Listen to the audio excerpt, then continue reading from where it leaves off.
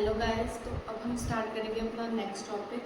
ठीक है, हमारा नेक्स्ट टॉपिक है सेल मेम्ब्रेन। ये क्लास 9 की सीरीज चल रही है, चैप्टर सेल्स। ठीक है, पूरी प्लेलिस्ट भी रेडी हो जाएगी, आप उसमें भी देख सकते हैं। तो सेल मेम्ब्रेन क्या होता है? जैसे कि हम देख सकते हैं कि हमारा सेल है, बीच में न्यूक्लियस होता है, जो ये बाहर की बाउंड्री होती है, ये होती है हमारी सेल मेम्ब्रेन। ठीक है, सेल मेम्ब्रेन का ही दूसरा नाम है प्लाज्मा मेम्ब्रेन। तो सेल मेम्ब्रेन क्या होता है? थिन, पतली आउटर कवरिंग होती है। ठीक है, पतली आउटर कवरिंग होती है और फ्लेक्सिबल आउटर कवरिंग होती है, थिन एंड फ्लेक्सिबल। तो नेचर क्या है सेल मेम्ब्रेन का? थिन और फ्लेक्सिबल होगा। ठीक है, थिन और फ्लेक्सिबल नेचर होगा। जो भी चीज अंदर से बाहर आ रही है, ठीक है, या बाहर से अंदर जा रही है, उस चीज का एक्सचेंज कहाँ से हो रहा है? सेल मेम्ब्रेन से हो रहा है। ठीक है, तो इसका क्या काम है? एक्सचेंज ऑफ गैसेस, वाटर या फिर और भी जो भी चीजें हैं उसको एक्सचेंज करता है। ठीक है, सेल मेम्ब्रेन का क्या काम है? Exchange of gases and water. दूसरी चीज, मतलब थर्ड पॉइंट है, इंपॉर्टेंट पॉइंट है, जो सेल मेम्ब्रेन है वो क्या होता है? Semi permeable. सेमी परमिएबल का दूसरा नाम है सिलेक्टिवली परमिएबल। ठीक है, तो जो सेल मेम्ब्रेन है, ये क्वेश्चन आ जाता है कि which part of the cell, या फिर why is plasma membrane called selectively permeable या फिर सेमी परमिएबल। सेमी परमिएबल या सिलेक्टिवली परमिएबल का क्या मतलब है? कि जो सेल है वो सिर्फ कुछ चीज़ों को अलाउ करता है अंदर और बाहर ट्रांसपोर्ट होने में। ठीक है, जैसे सेल है, अंदर बाहर चीज़ें ट्रांसपोर्ट हो रही, सिर्फ कुछ चीज़ें होंगी, सारी चीज़ें नहीं होंगी, सिलेक्टेड चीज़ें होंगी। सिलेक्टेड चीज़ें होंगी, इसलिए उसको क्या बोलते हैं? Semi permeable membrane. क्यों बोलते हैं? Because it allows only selected substances to move through membrane। ठीक है, मेम्ब्रेन से मूव करने के लिए सिर्फ कुछ सिलेक्टेड चीज़ों को अलाउ करता है। और क्या काम है इसका? जो सेल मेम्ब्रेन है, अब ये एक बाउंड्री है।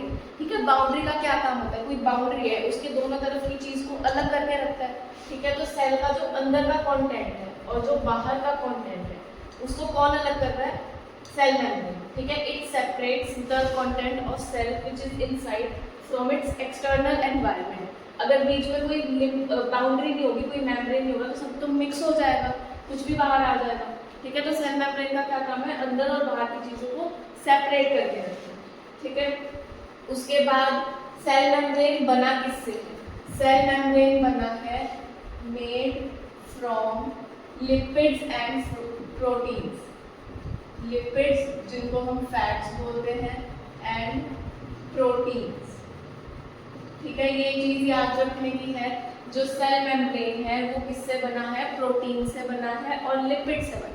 ठीक है, और किस चीज में अरेंजमेंट कैसा है, इसका स्ट्रक्चर कैसा है? By phospholipid, phospholipid layer.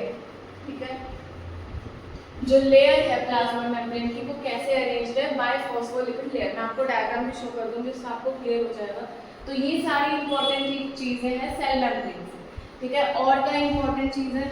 जो ऑस्मोसिस होता है, डिफ्यूजन होता है। डिफ्यूजन क्या होता है? Exchange of gases. ऑस्मोसिस क्या होता है? Exchange of water. ठीक है, जो सेल के अंदर गैसेस आ रहे हैं या वाटर आ रहे हैं, कुछ निकल रहा है, वो भी किसके थ्रू हो रहा है? सेल मेम्ब्रेन के थ्रू हो रहा है। तो diffusion and osmosis by cell membrane। Cell membrane उसको अलाउ करता है, तब जाके होता है। ठीक है, तो एक बार दोबारा देख लेते हैं सेल मेम्ब्रेन का क्या काम है। ये थिन और फ्लेक्सिबल बाउंड्री होती है, मेम्ब्रेन होती है। ठीक है, जो भी एक्सचेंज ऑफ गैसेस, वाटर या कुछ भी चीजें एनवायरनमेंट से एक्सचेंज हो रहा है, वो किससे हो रहा है? सेल मेम्ब्रेन से। इसको सेमी परमिएबल या सिलेक्टिवली परमिएबल बोलते हैं। क्यों? क्योंकि ये सिर्फ सिलेक्टेड कुछ चीज़ों को अलाउ करता है अपने अंदर बाहर ट्रांसपोर्ट होने। ठीक है, it allows only selected substances to move through the membrane. उसके बाद किससे बना है सेल मेम्ब्रेन? लिपिड्स और प्रोटीन से बना है। इसका स्ट्रक्चर कैसा है, बायफॉस्फोलिपिड लेयर, ठीक है, बायफॉस्फोलिपिड लेयर से बना है। और जो भी डिफ्यूजन या ऑस्मोसिस की प्रोसेस हो रही है वो सेल मेम्ब्रेन से, ठीक है। इसके बाद हम देखेंगे सेल वॉल क्या होता है, देखेंगे कि सेल वॉल क्या होता है, ठीक है। अभी हमने सेल मेम्ब्रेन देख लिया, आउटर बाउंड्री होती है, लेकिन उस बाउंड्री के बाहर भी एक और बाउंड्री होती है जिसको हम बोलते हैं सेल वॉल, ठीक है। सेल वॉल सिर्फ प्लांट्स में होता है, ठीक है, सेल वॉल सिर्फ प्लांट्स में होता है। ये क्या होती है, सेल मेम्ब्रेन के भी बाहर होती है, ठीक है। अब सेल वॉल का क्या काम है, एक तो ये नॉन लिविंग मेम्ब्रेन है, ठीक है, नॉन लिविंग, ये लिविंग मेम्ब्रेन नहीं है, ठीक है। ये स्ट्रॉन्ग होती है, रिजिड होती है। स्ट्रॉन्ग या रिजिड का क्या काम है कि प्लांट को स्ट्रेंथ देती है, स्ट्रॉन्ग बनाए रखती है, ठीक है। तो देख लेते हैं, ये होती है हमारी नॉन लिविंग लेयर होती है। उसके बाद रिजिड एंड स्ट्रॉन्ग, ठीक है। अब प्लांट सेल्स क्या होते हैं, बहुत सेंसिटिव होते हैं, तो उनको ज़्यादा प्रोटेक्शन की ज़रूरत होती है, इसलिए उनके बाहर सेल वॉल होता है। और सेल वॉल बना किससे है, सेल्यूलोज से बना है, ठीक है, मेड फ्रॉम सेल्यूलोज। एक क्वेश्चन आ सकता है कि सेल वॉल ह्यूमन या फिर एनिमल सेल्स में क्यों नहीं होता, सिर्फ प्लांट सेल में क्यों होता है, क्यों, क्योंकि सेल वॉल बना किससे है, सेल्यूलोज से बना है, जो कि सिर्फ प्लांट्स में पाए जाते हैं, ठीक है। उसके बाद इसका काम क्या है, प्रोटेक्ट्स फ्रॉम हार्श एनवायरनमेंट, जो हार्श एनवायरनमेंट है उससे प्रोटेक्ट करता है, ठीक है। डैमेज से प्रोटेक्ट करता है,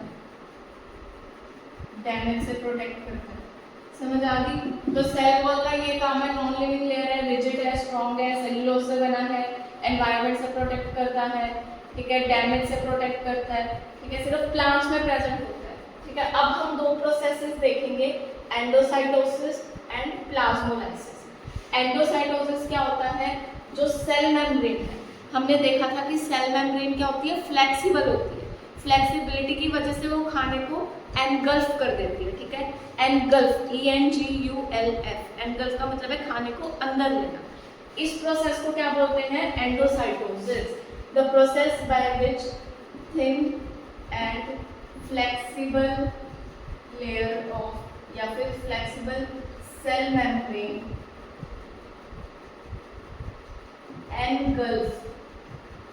engulfs food, ठीक है, this process is called endocytosis. इतना समझ आ गया, ठीक है। उसके बाद प्लाज्मोलाइसिस।